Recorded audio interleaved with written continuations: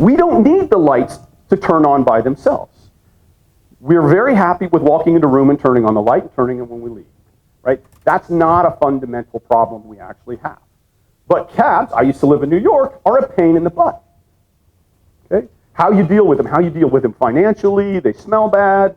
There's no way to give a negative rating to a New York cab other than use some New York language to the driver as you get out, which I was known of doing occasionally.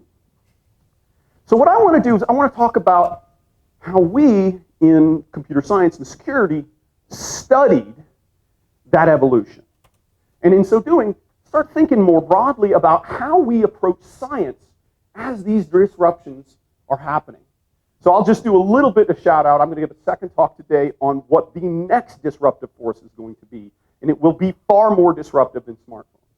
I'm going to talk about the rise of intelligent computing and what it's going to do to our society. And no, don't listen to Elon Musk.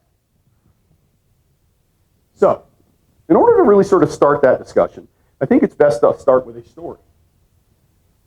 People remember a story somebody wise just told me about 10 minutes ago.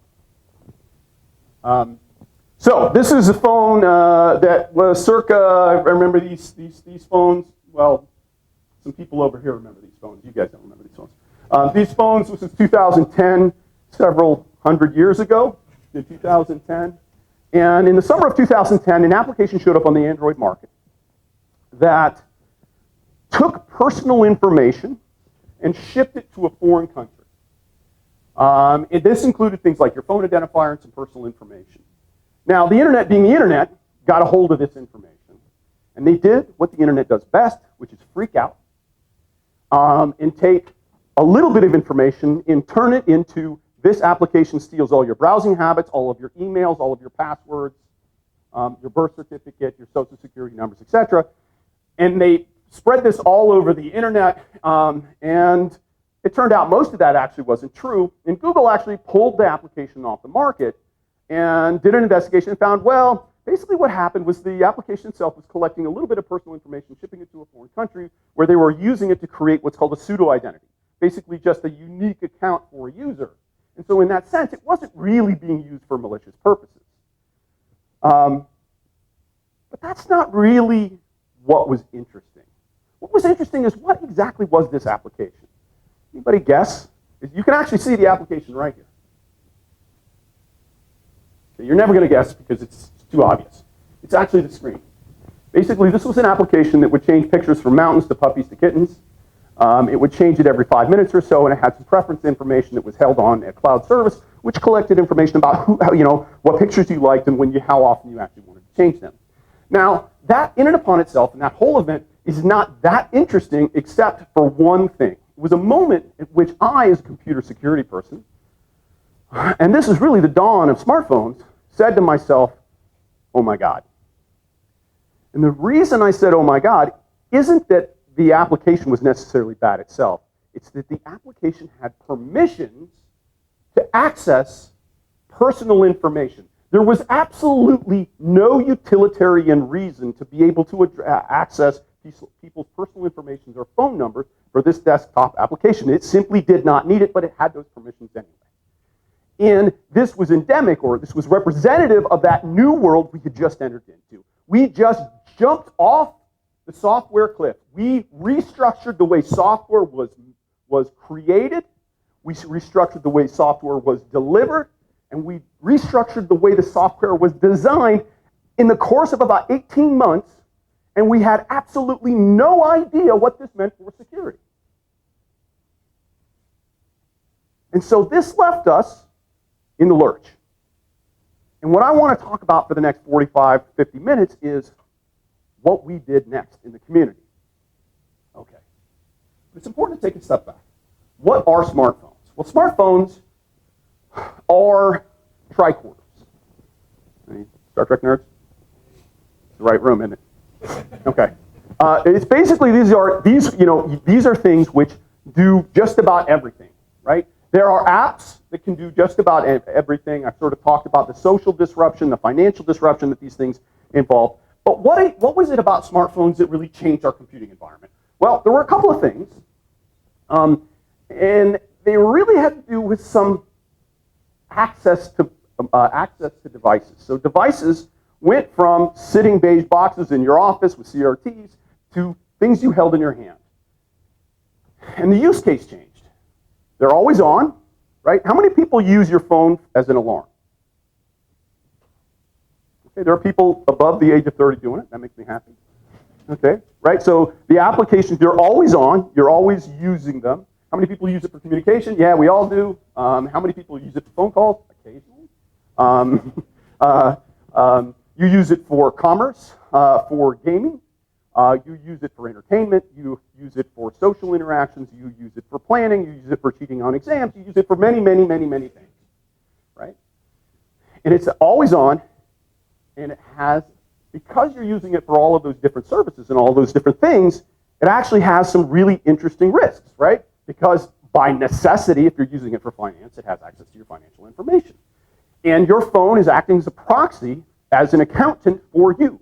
You use that phone to buy things, and all of a sudden that phone has the ability to buy things with or without your knowledge. And so this changed the nature of risk. Now, it's also moving about the real world. I was giving a talk at some awful place, I think Ohio State.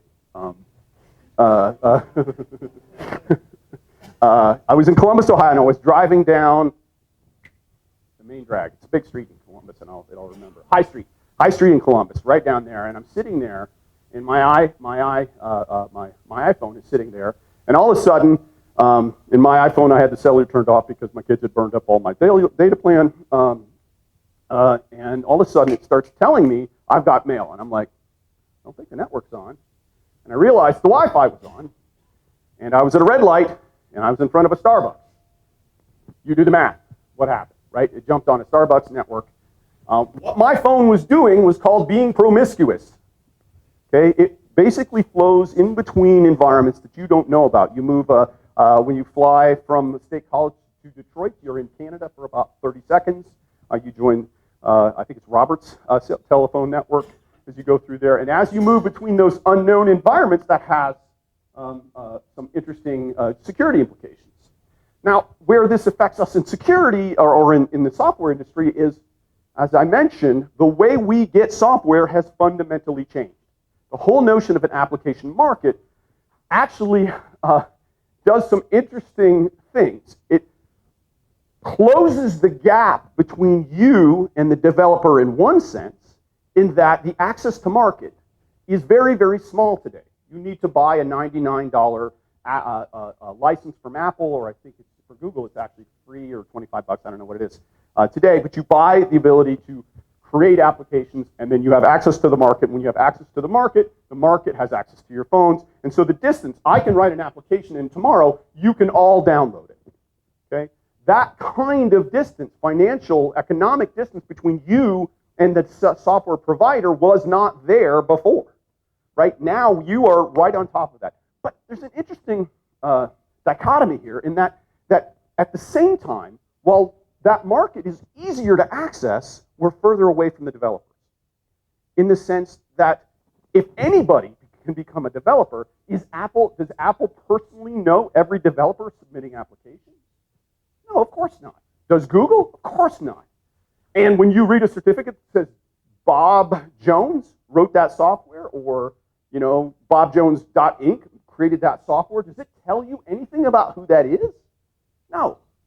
And so you have this dichotomy where you're closer to the market. Our access to software has never been greater, but our distance from a knowable, identifiable human being who can be held responsible for the behavior of that software has actually gotten further. This is an inversion of the security problem that we had before application markets, and this has tremendous impact, as we'll see. Now, I think I finished this. I was having dinner with the CEO of one of the top 3 healthcare providers in the world. This person makes a lot of money, and she and I were sitting at the table. And as I do when I'm sitting down and having discussions, she had a brand new phone. And she said, "Oh, yeah, I got this from my company." I said, "Oh, that's kind of cool." And I play a little game that I do sometimes when I'm in these environments. And I asked her, I said, "Okay, well, what was the very first thing you did with your phone? Because if you find out, you can find out a lot about a person to figure out what was most important to them." She said, "Oh, I got out of the box, turned it on, and turned off the GPS." And I'm like, "Right on. She gets it, right? She's software or security aware. And then I asked the follow-on question. I said, why? And she told me that in her company, when she submits expense reports, the auditing department automatically correlates the location of her phone with the location of the place where she just had dinner or her hotel. And if they're not in the same place, then she gets audited. She says, I'm the CEO, but it doesn't matter. I'm dead. I have to go through a whole auditing process, and there's a lot of legal implications. And my life is terrible. So I never want my phone telling on me. Why is that interesting? Well, because the relationship between her and the technology, on some level, in her mind, maybe the truth, had become adversarial. Her phone was doing things that she did not endorse. It became a proxy for her organization. And implicit to that, it also, in a strange way, became her own nanny. And it had the ability to violate her privacy in very serious ways. But she adopted it because the upside was just so huge. And the same can be said of all of us. We think about what these phones are doing, and we're going to talk a lot about that in the proceeding and what follows. These phones, as they're set up now, have a quasi-adversarial relationship with us, as we'll see. And we'll talk a lot about economics as we go through this. So, in 2008, okay, so 2008 is really when smartphones came into it. There's really, the first iPhone was in mid-late 2007. But in 2008, what did we know? Well, we knew that this was, everybody seen this, right? You download an application, and it asks you, should you give this application all of these rights? And everybody all together, what's the answer? Of course, yes. You always say yes. You always say yes. Has anybody actually said no? Oh, okay. Well, okay. There's always a few. There's a couple in every crowd. Okay, fine. But the vast majority of humanity who are not security aware just say yes, right? So what this is not getting security. What is it doing? Anybody know what plausible deniability is? This is a great CIA term. Plausible deniability. So basically what Google is saying, if this app does something bad to you or your phone, it ain't our fault. You said yes, right? That's what this is meant to do, right? There is not enough information here to make a reasonable, informed security decision. There just isn't, right? For example, things like internet, it doesn't say for what, right? Just having access to the internet tells you it doesn't give you enough context in order to make an informed security decision, okay? So we took a step back in 2007, 2008, and we realized we're an undiscovered country. There is a complete disruption in software going on. And it took a little while, but desktops have caught up. We all have Apple, what is that called? Apple Market or App Market or whatever that thing is on the Apple. The Apple Store, I think it is, yeah. Ubuntu has the Amazon or the software thing up there. They're all become marketified, right? And all of the same practices have happened across traditional desktop computing. But so we took a step back in 2008 and said, okay, well, if that's where we're at today, what do we do about it? Well, we took a step back and said, all right, let's ask the basic security questions. That is, what do we do with these permissions? What's the story with these permissions? What do we do? What do they do with those rights, and what can it do? So really what I want to do is I want to talk about, this is actually a long work that I've been we're working on for about the last 10 years, but I really want to talk about the first generation of our understanding of security in smartphones. And so I'm going to really talk about 4 papers. This is actually part of a 2-part. The second talk is very technical and deals a lot with program analysis, but the first part is pretty straightforward. So I'm going to talk about Android, and we can have a great beer track discussion about the pros and cons of Google's decision to make Android open source and use Java. And the short answer is Google did, by accident, by making that open source, was one of the best security decisions they ever made. And the reason it was the best security decision they ever made is because it basically said, Google went to the security community and said, spend the next 10 years of life making our product better and making our applications Apple doesn't have the advantage of that. Apple has a closed environment. You don't know what's going on there, but Kirchhoff's law tells you security by obscurity is a losing proposition on any kind of lengthy time scale. So in the end, Android has significantly improved with security, and with the iOS, it's improved, but it's anybody's guess really what's going on inside. So I'm going to focus on Android and the work that we've actually done in Android. So in Android, really, if you hear Android, you should be thinking Linux. All Android is a Linux embedded operating system running on a low-power device. Well, they're not so low power now. The high-end phones rival desktops today. But when it was first rolled out, they were a lower power device. And for that reason, they've done a lot of things to optimize for computation. The actual Android itself comes from a binder layer. Google didn't invent it. They bought it. It was a company called Binder that they bought, and then obviously they bought it before it actually really come into form, and then they spent many years making it stronger and better, and it's evolved to what it is today. So the Android system consists of runtime environments. Basically, these are Java virtual machines. The original was called Dalvik, and later it was replaced, I believe in Marshmallow. I could be wrong exactly when it popped up. But it turned into something called the Android runtime. Basically, these are just Java virtual machines running a special a collection of opcodes. For the purposes of this discussion, there's no difference between Java and ART. Those are really, the opcodes are largely the same, and the operation is largely the same for everything we care about. Software consists of components. There are back-end components. There are front-end user interface components. There are data store components, and there are inter-process communication components. Okay, and those components, you basically, do you guys teach Android here? Do you have any mobile systems class? Well, anyway, the way you basically define your components for your application, given a preset of APIs. Binder in the Android system gives you everything you could possibly want in terms of UI interface and things like that. You assemble these things using Java, and you build your application, and then it gets compiled from. You actually write it in Java, and it gets compiled into Java class files, and then it gets compiled again into something called an APK, and it goes through a code transformation process we're going to talk about in a little while. But those components really communicate versus using something called intent, and intent is just IPC. That's just a message between components or between applications. Intents are also messages that are sent from the operating system to applications and the applications to the operating system.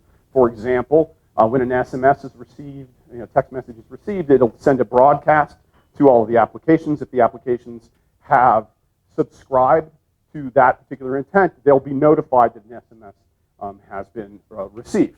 Now, the only way you're allowed to receive those text messages is if you've been granted a permission to receive them. So when you say, yes, I'm allowing these sorts of things, that's how they map. There are a lot of more permissions that are actually than you get asked for. There's only a handful of sensitive ones you actually get asked for. At the end of the day, you get your software through an application market. There's a misconception that markets can and do provide security, and that's a fallacy. Security is a contextual thing. What's secure to me may be not secure to you. That is an entirely contextual thing. It depends on the context, depends on the data, depends on the application, it depends on what we're using it for. What the application markets are really good at, particularly Google Play, is evaluating whether an incoming application has either an overt vulnerability or an overt malicious behavior, things like obvious kinds of malware behavior. But they can't provide security, which is a much broader thing. So there's an article here, and I'll make these slides publicly available. There's an article here that I wrote basically with one of my students who's a faculty member at NC State now about how we have this misconception about what security, the relationship between security and markets. So Android is just sort of classical mandatory access control, which I'm sure people learn in security classes, but basically it's the notion that you have a system policy which is sort of nailed up in the operating system, and then at runtime you enforce that operating system policy. Now Android is a little bit different. It's a kind of classical mandatory access control because you're basically taking your application policy, and every time you load a new application, you're extending the policy, the system policy. So you're getting more rules for how you regulate your operating system every time you add a new application. so this has some interesting characteristics in that your phone is as secure as the collection of applications you've stored on your phone, rather than simply just a characteristic of the operating system. And again, that gets to that context, right? So, well, that provides security. So the kinds of permissions you're actually giving that we'll come back to a lot are things like phone, access to the phone state, which is a call coming in and out. Location, that's GPS. There's two kinds of GPS, fine and coarse. The coarse kind of gives you, the high bits within, a handful of meters, and the coarse is actually as good as the GPS receiver will do. The phone identifiers, which is your phone, and then there's hardware identifiers, TIMSIs, IMSIs, and things like that, and I'll talk about that in a minute.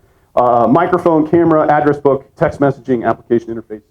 Application interfaces. You can extend the permission system as a developer. You can invent a new permission because they're largely opaque to the operating system. And as you do that, what happens is that you create this new permission that you can then have applications ask for later.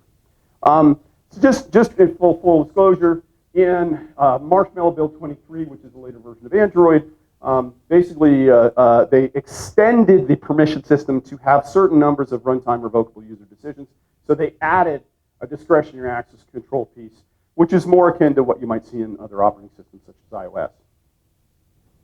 Okay, that's Android in a nutshell. Yeah. Can you go back to the previous slide? Sure. So you're saying this is mandatory access control?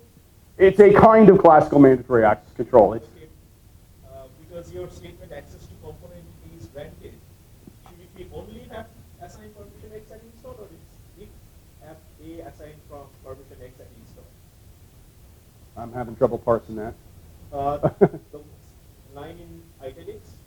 Right. So let me cut to the chase. So I'm describing this as classical mandatory access control because you have a system policy that says permissions, which are kind of labels, which are assigned to applications, and then at runtime, those labels define what the information flows are in the entire system. As you install new applications, you are adding labels to this new application and potentially adding labels to that application what would allow them access to other applications. So perhaps this is a poor articulation of what that is, but that's really all I'm saying. It's really just label-based access control. It's not a perfect mapping onto classical mandatory access control, but it's certainly not kind of like Unix access, discretionary access control. So, September 23rd, 2008 is version 1.0 of Android. Okay, so 1.0 of Android came out, and all of a sudden the world went, hey, there's a competitor for iOS. And now, it's something to remember is that everybody thought Google was wasting their time. They said, Apple's already won. It's not going to be close. And there were actually, 4 or 5 other mobile operating systems that were out there. But it hadn't been clear that it was a two-horse race at that point. But again, we now introduce the system. We introduced this new environment, these new markets and new permission systems, and we had to ask some interesting questions. Well, what are the security questions? So the first question we asked, basically one of my students, Will Ank, who I mentioned a couple minutes ago, had joined. He was one of my doctoral students at the time. He had gotten access to an early version of Android 1.0, the source code. And we took a step back and said, okay, what can we do to this operating system to actually provide a much stronger system policy? So system policies are really just invariants about things in kinds of information flows that you want to allow and what you want to prevent. And so we said, well, basically that's sort of missing.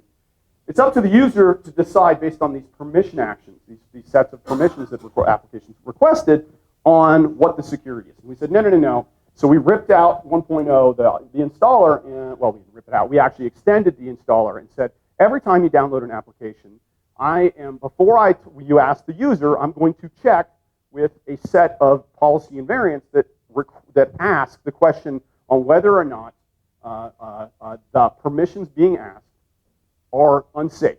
Because we know the user is always going to hit yes, except for a couple of you guys, because they're always going to hit yes. Why don't we prevent an application from being installed if the answer to that yes question introduces a real serious vulnerability? And so that's what we did. And so the way to think about these invariants, and we actually went through a long, what's called security requirements engineering process, where we went through and we did some essentially whiteboard activities to come up with a bunch of rules that evaluated whether or not a particular set of permissions was dangerous. So one of the probably the easiest to understand is a permission set that says we're going to have access to find location, that's GPS coordinates, and the internet, and receives an intent called boot complete, which means the application is going to start when the phone boots. This represents an unsafe set of permissions that an application can ask for. Anybody see why? What does this look like? This is a tracking application that has access to GPS and can use the network and is always on because it starts at boot. Then that's an application that can track your location. And we said, okay, that set of permissions should never be allowed. So we actually went through this process. We came up with a large number. We ended up with about 9. And then we broke we got a bunch of applications from the Android market, downloaded the top 20 applications from the 16 categories that existed 4 months into the existence of Android. You'll note that that doesn't actually equal 320. It actually was 311. At the time, 4 months into the existence of Android, there were categories that didn't even have 20 applications at that point, which is sort of mind-blowing at this stage of our lives. But then we actually said, okay, at the outset, at the very 4 months into the existence of the market, if we run these tests against these applications, then are these early applications trying, at least overtly, trying to exploit this lack of permission control that we were really seeing in the Android operating system? Yeah? So I'm just curious to see if these validation rules were just based on common sense or there was some type of user validation on the... There's a whole process that they use in security requirements engineering where you do things like there's structured thinking. It's still largely elicitation, which is a fancy word for basically using your intuition. You start by modeling things like assets in sensitive values in different contexts, and then you sort of try combining them in different ways to come up with different sets of rules. There is a structured thinking to it, but it is largely a tabletop exercise. And underlying your question is, how do you know when you have a complete set of rules? And that is unknowable. That's just largely, that's a use case question. So what did we find? Well, basically we found that in the early market, almost none of the original applications were really violating these rules. But we did find a couple. We found a couple that had phone state, record audio, and internet permissions. Okay, phone state says it tells you when somebody has called your phone, like when the phone is ringing or somebody picked up the phone. That's called phone state.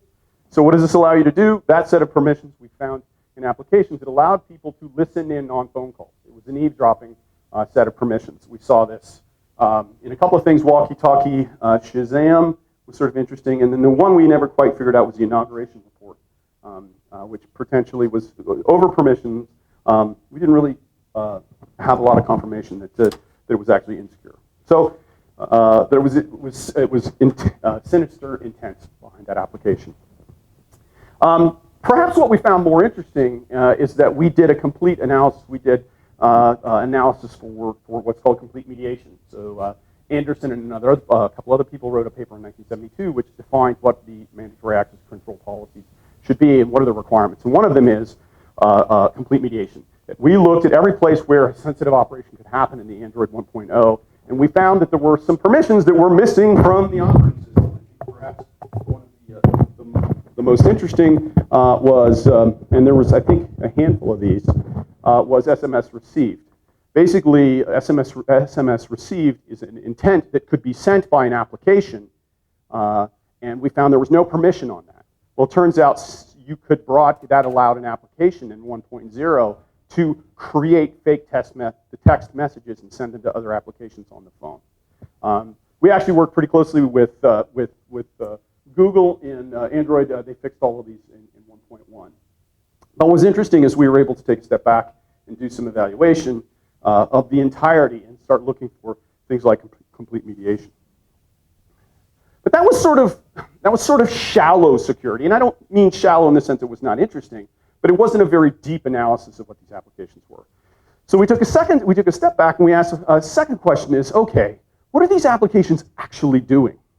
My student again, Will Ank, and Jaeon Jung, who's now, I believe she's in South Korea. I believe she's now with Samsung. She was at Microsoft Research for a number of years. Over the course of the summer, continuing some work that my student and I were thinking about, and then eventually this evolved into a large project involving Duke University as well, developed a system called TaintDroid. So what TaintDroid does is it does what's called taint tracking. So the way to think about taint tracking is that if you have a supervisory execution environment, so say you've got your virtual machine, and with every opcode, anytime there's information transfer from one variable to another, say, for example, if you have a variable on the left hand, of an equation, and you add two numbers together, you're going to copy the taint into the left-hand variable. So basically what you're doing is you're marking data as it transfers at the opcode level. And what you can do is this allows you to track information flow from sources to sinks. Now we extend this not simply within an execution environment, we extended it to the inter-process communication. That is, anytime I sent data from a variable, I put a data variable that was then included in some IPC. What I did is I copied that taint. If it went from the virtual machine into native system libraries, we would copy the taint into all of the outputs of that library call. If it went into secondary storage, like a storage card, for example, we would copy the taints in the extended file system attributes. So what does all that mean? Well, all that really means is that what this allowed us to do is take something like a GPS coordinate, and as a program executes, and as it sends data to other applications, if we simply watch something like a network interface, we can see when somebody takes a piece of GPS information, runs it through an application, potentially through a middle application, potentially through storage or crossed IPC, and eventually it ends out going out of a network interface. We can track that information flow. So what we can do, what this gave us, the TaintDroid system, was a complete rework of the firmware. And what we can do is we can basically tell you with authority, if you ever access the camera and then take any residual data from that camera image and set it on the network, I can track that. And so that's what we did. That was an extremely complicated paper. So what we did is we took a step back in 2010. We selected 30 applications with internet, location, a microphone, and camera. Randomly selected from the popular applications. And then we ran TaintDroid on them to see what was going on. Now I have to remember, this is 2010, and we still weren't really 100% clear on what the privacy implications of smartphones were. Right? This was the days before we really understood that applications were using our data in any particular way. It was all very opaque. And so what we found was really interesting. I remember I was talking to John Markoff of the New York Times the night before this study came out. He was a science writer for the New York Times. He and I were talking about the importance. That has never happened in my life. And that was a lie. So John Markoff and I were talking, was like, when you start looking at how data is being misused or used by an application, that tells you something about the economy. Now what we found in this story was of the 15 applications, of the 30 applications, half of them were taking GPS coordinates and sending them to ad providers. So this was actually a paper in a conference called OSDI. It absolutely, if you'll remember in 2010, this ended up about 600 articles in the popular press. It absolutely exploded. It opened up the discussion about what's being misused in applications. Now, one of the interesting things, we actually were tracing the network communications of some of these applications, and we actually saw in some of the HTTP requests of these applications, they weren't even trying very hard to hide it. They were just sort of sending it in the clear over the network. Because at that time, there was no rules of the road. There wasn't really a lot of consumer advocacy around smartphones because people just didn't know what was going on. And so at this moment, I think we learned a tremendous amount about the economy. And as John Markoff said, the hidden economy of smartphones. Right? We all asked that question the first time we downloaded an application, which was great and did everything we want and was free. Right? There's a hidden economy going on here. Your private information is the coin of the realm. Just like it is on the web, it actually is now the coin of the realm in smartphones. Now, some of the other stuff we found was also equally interesting, like we found phone identifiers. 7 out of the 30 were actually being used. At least the understanding was that you were supposed to keep your data, sell your identifiers away from internet applications. You weren't supposed to be using those in applications. They were only available for things that actually had some connection to the cellular network. As it turns out, they're great tracking cookies for hardware, right? And so we found very early, basically, I mean, you're really only talking about 18 months to 2 years into the market, we actually saw that that was actually happening. And so now we began to understand, perhaps there's something broader going on here. We have a new economy, a new ecosystem for software, and there's a new economy, and we don't really understand it. Nor do we really understand the software practices. And so, there was a lot of discussion, in all fairness, and there was a lot of fair criticism, certainly when we got into some PR wars with some people that were developing applications, and some of the phone operating system providers. We got into a lot of tug of war and discussion about, is 30 applications enough to say anything about consumer privacy? And we were randomly selected. There was no bias. There was some in some of the PR actually got fairly nasty and said, oh no, these guys carefully selected these to get these results and things like that, which was obviously not the intent. But we took a step back and said, you know what? We're scientists, right? And I was talking about the evolution of science at the beginning of this. We have a responsibility as scientists not just to give you anecdotes. And the Taint-Droid system was very instructive, and it opened up a good and healthy public policy discussion. And there was some other work also that helped move that discussion along. But we hadn't really done enough as scientists to say something definitive. And so we took a step back and we said to ourselves, okay, as scientists, what do we need to do, right? At no time in the history of the world will there be a better time to understand smartphone security than there is right now, so what do we do? In order to answer that question, we took a step back and said, we have to be able to look at these applications internally. Now, I was talking about Dalvik executable, same with ART, but basically the idea is what happens is you take class files and you compile them down to an APK file, which contains something called a DEX file. And what happens in that compilation from the Java class files? So if you don't know, Java has a tremendous amount, when the class files themselves have a tremendous amount of type information, has a tremendous amount of safety information. It's a safe language. It was designed to be really safe, and so the class files themselves have huge amounts of residual information. Now, when they designed Dalvik and later ART, what they knew is they were working on constrained devices, so that what they do in that compilation phase from class files to DEX is they remove a lot of that information because they said, we don't really need this. And it turns out that it's a lossy process. In fact, the type lattice, the kinds of typing system that when you move from one to the other actually changes. Things like zeros and nulls become the same thing when you move into DEX. Similarly, no language has more program analysis tools and some PL people might argue with me, but no analysis has professional grade, no language had more professional grade program analysis tools than Java at that time, and it's probably still true today.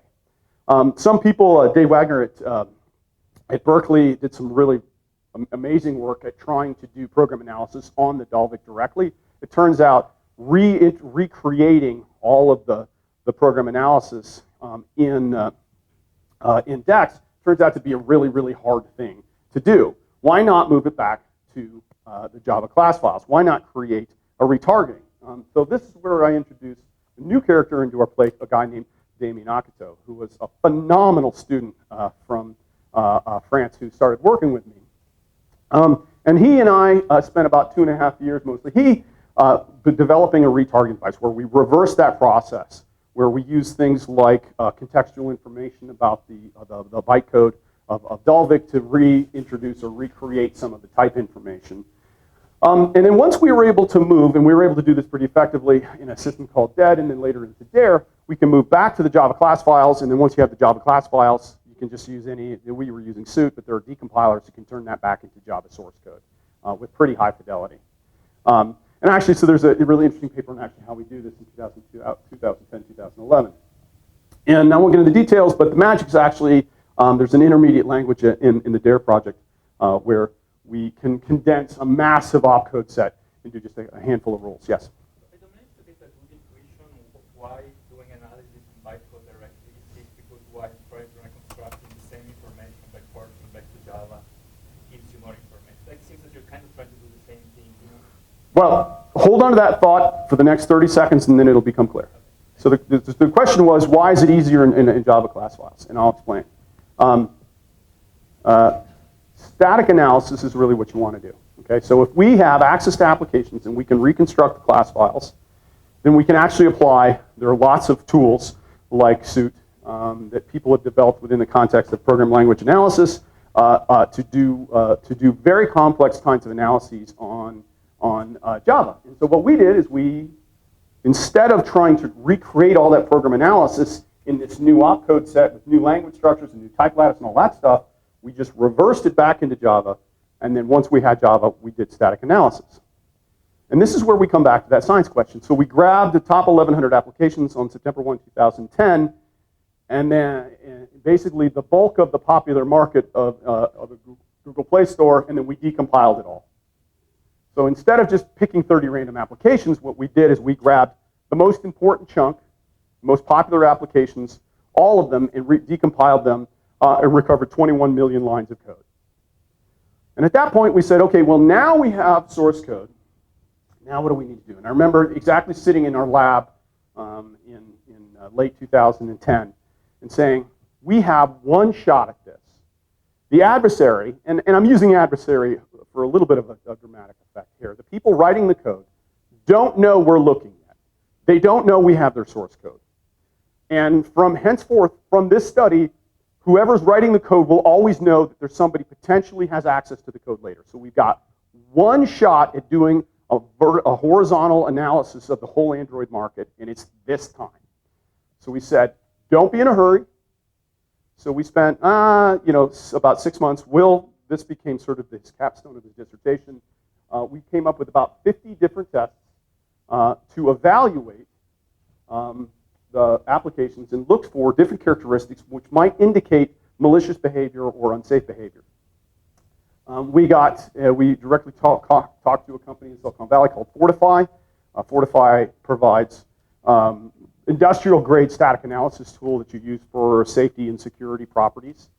They were extremely generous. They gave us all of the tools. They loaned us their engineers. They worked with us. They do these kinds of analyses. They hadn't done it for the mobile market yet because they hadn't really got into that space yet. And so a lot of the initial tests they gave us were really sort of focused on web systems. But they worked very closely with us to create tests to evaluate about 50 different characteristics of these top 1,100 applications. Now, a lot of people point to the Taint Droid papers being the one thing that I think sort of people began to understand what the security vulnerabilities of smartphones were. I think we learned a lot more in this study. It's a much broader study. It has a lot more statistics behind it. But I want to just highlight a handful. First thing is, saw continued use of the smartphone identifiers. Things like the International Mobile Equipment Identifier, which is again hardware identifiers and things like that. So we saw this continuous. And all the code I'm going to show you now are things that we actually extracted from the Android markets. So we saw about 33 applications that were leaking phone identifiers, and 246 of the 1,100 applications, little less than a quarter of them were accessing phone identifier information.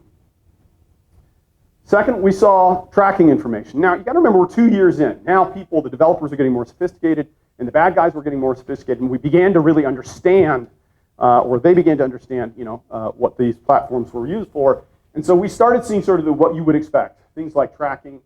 Tracking is super useful information from a financial standpoint. In some cases, we saw that the tracking was not disclosed to the user.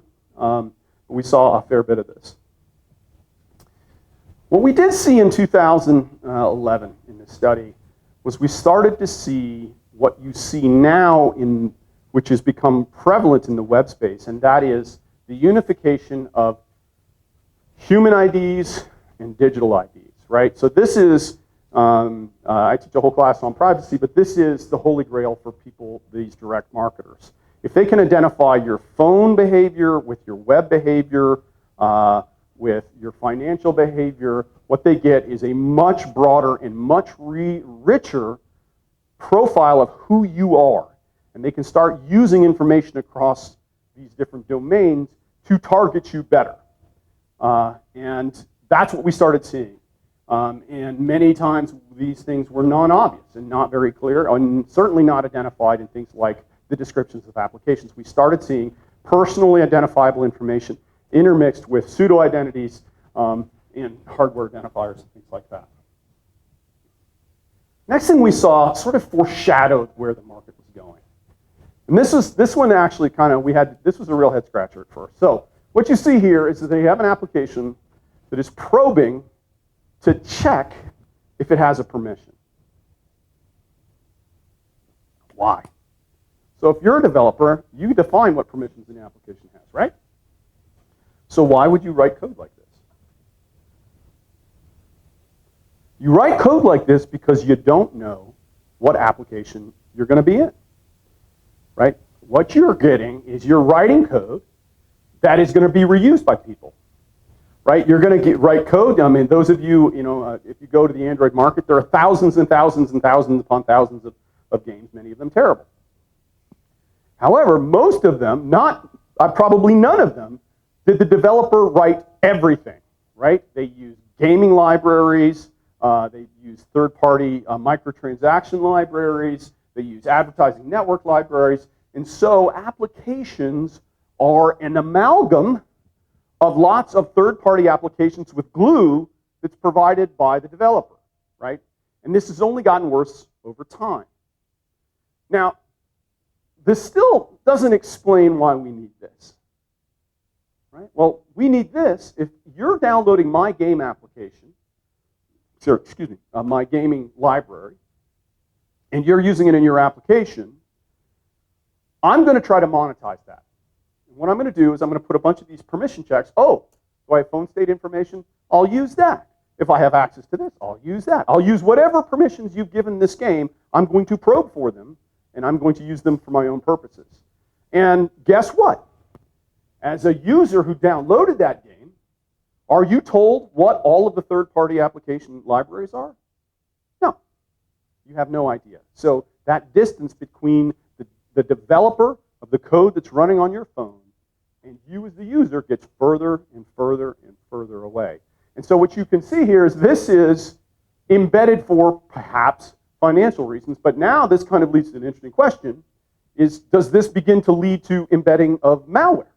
And the answer is, of course, yes. Right? That's the natural maturization of the adversary as they begin to understand that they can use third-party libraries, which brings us to another pernicious problem, repackaging. So repackaging is where I take an application, I download it off the market, I decompile it, I stick my own code in there, rezip it up, and put it on another market which perhaps doesn't have the same kind of strength in which they validate the developer, or I might reissue it in my own name. So I can take an application like Pokemon Go, which there were hundreds of millions of downloads, and repackage it, and this happened a lot, and repackage it with my own malware inside of it, which may be monetizing my privacy, for example. So this is 2011. All of these things came to pass and are now pernicious problems in smartphone markets. Just to get to the question of ad networks, in 2011, we saw 51, there was no demonstrable change in the number of advertising networks that were the number of applications that had advertising networks. In fact, it actually got a lot worse. We found some applications were having multiple, and in one case we found an application which had 8 different advertising networks that it was actually taking data and sending to. So what we saw was an explosion in the use of these advertising networks. There's a reason why you don't really buy many applications, is to find other ways to monetize. However, what this tells us, without good disclosure, your privacy could be monetized in a lot of different ways, all at the same time. And this This is work actually that I was referring to. Dave Wagner did some really phenomenal work. We were basically looking at the same kinds of problems. There were a lot of problems with inter-process control. We saw a lot of information being leaked to IPC that probably shouldn't have been. We saw lots of receivers, basically intents.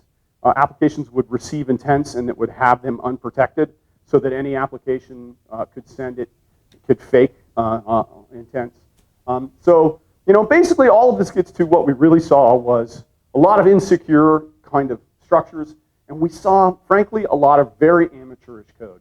In particular, we saw a lot of code that was really very ill-informed with respect to security. We saw stuff like hard-coded passwords, and all the basic stuff you would never expect to see industrial grade. And I bring this up only to say that the fear we had about markets actually has come to pass. There are many good, solid, professional-grade applications being developed today, and there are many bad ones, and they are indistinguishable on the market until you download them, by and large. And that's simply true today. Now, here's the really interesting. What did we not find in 2012? Well, we didn't find malware. And that's largely a lack of ability to truly monetize malware behavior at that time. Basically, the moment adversaries figure out how to monetize, turn their malware into money, if they can't monetize it, they don't do it. That's just economics. And it's largely remained true up until the last few years. We're seeing certain markets have a lot more malware than they used to. They're being used to exploit vulnerabilities more and more and more. But certainly back then, it was sort of surprising to the community and to me in general how slow it was that the market, we saw truly malicious malware proliferate in the markets. But it's certainly a problem now. Now, all of those questions are really sort of the first. That was at the end in 2012, the first epoch of our understanding of security in smartphones. That gave us a good place to start. But a lot of those analyses were, I don't want to say shallow, but they weren't as deep as they could be. And so really, the second epoch of smartphone security has really gone on since then. And a lot of the tools we see, and here's just some papers of mine over the last few years, and my collaborators, are really tool-oriented. If you're interested in security of smartphones, there are many, many, many tools out there to do different kinds of analyses. And you just need to find the right ones. There are papers, for example, like FlowDroid. I forget the number of papers. These are great tools for learning new and interesting things. There's a community of people creating the tools, and there's a community of people that are actually using the tools. And there's room for many more in the future. Just in the last 2 minutes, this is an open area. If you're interested in working in this space, this is the new software realm. The mobile devices and mobile platforms and things like Surfaces and iPads and things like that are only going to push the software world of smartphones and the software world of traditional computing closer and closer together. There's many things that you need to be focused on. If you're working on security, program analysis, program analysis, program analysis. That's where the rubber meets the road in software. Library isolation, we have a fundamental problem in which we have lots of different code coming into these applications and we can't determine what the provenance is. These are really open problems. Privacy and human factors are really important. And lastly, we need to get away from non-tenant models, which basically means we need to have an established relationship between us and our phones. We need to be able to control these adversarial behaviors. There's no reason for us to have to distrust our GPS coordinates. We should be able to control that better. And that's where we stop being a tenant and start being the owners of our phone. This is the new reality. For those who are starting in computer science or people that are deep into their careers in computer science, this is where it's going. These appified markets and application platforms, the economics are overwhelming. Building an application from the ground up, building Excel from the ground up simply just doesn't make economic sense anymore. The addition of things like cloud services and cloud plugins and things like microtransactions mandate that you use these platforms. So this is where we need to be teaching. This is where we need to be exploring security. And if we don't get our handle on the security in these markets and we let these APIs we're gonna fester in lots of vulnerability. And it doesn't really matter. I sort of focused on Android, but all of the platforms, have the same kind of problems because they're still facing the same economic challenges. And that's how we're going to get to the science of security if we address this. So let me say thank you, and I'll take a couple questions.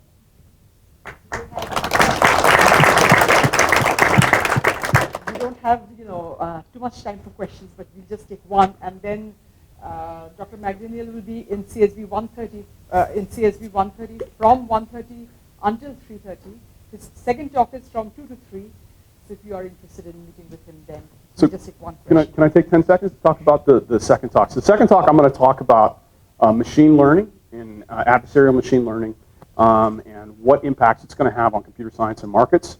And there's a whole new discipline which has just emerged in the last 18 months, and I'll sort of describe it. And we'll have some fun. So, question? Yes, sir. Thank you for a very interesting talk. Are apps you take in general more secure than free apps, which have to be addressed? There's been no definitive study, but anecdotally, no. No, they go through the same process. They have the same developers. Typically, you see a lot of the for-sale applications, which are typically tied to some other service or some other game that has some pre-existing value.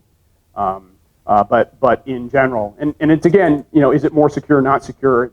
That's a really difficult thing to compare. But in general, the practice, there hasn't been a lot of difference. There hasn't been as much study of paid apps. Just as a fact of that's just the way that the science is rolled out. But anecdotally, no. One more? Yeah. I was just wondering about the intent spoofing areas things and how, as an application developer, you protect against that, or is that really on the OS to update your stuff? It's really a permission structure problem. Yeah, the question is intent spoofing, basically faking IPC communication. That's really a permission issue. So basically, if you're going to receive an intent, it should be tied to a permission, and that permission should be regulated by the operating system and should be controlled by the users in a way that prevents a third party. Now, there's nothing to stop, if you have a legitimate permission, nothing to stop a third application, and if the user just says yes and allows access to the ability to broadcast that intent or have a direct intent, there's nothing stopping that. The most you can do is really just tie your permissions correctly to it. Yeah. But the reality is that what you would do is you do a specific permission for your application, and we can get into it offline. Well, you know what? Since we are past the hour, let's hold off on the questions to offline. We just want to end by thanking our speaker again by presenting him this plaque from ISTEC. All right. Thank you. Thank you all.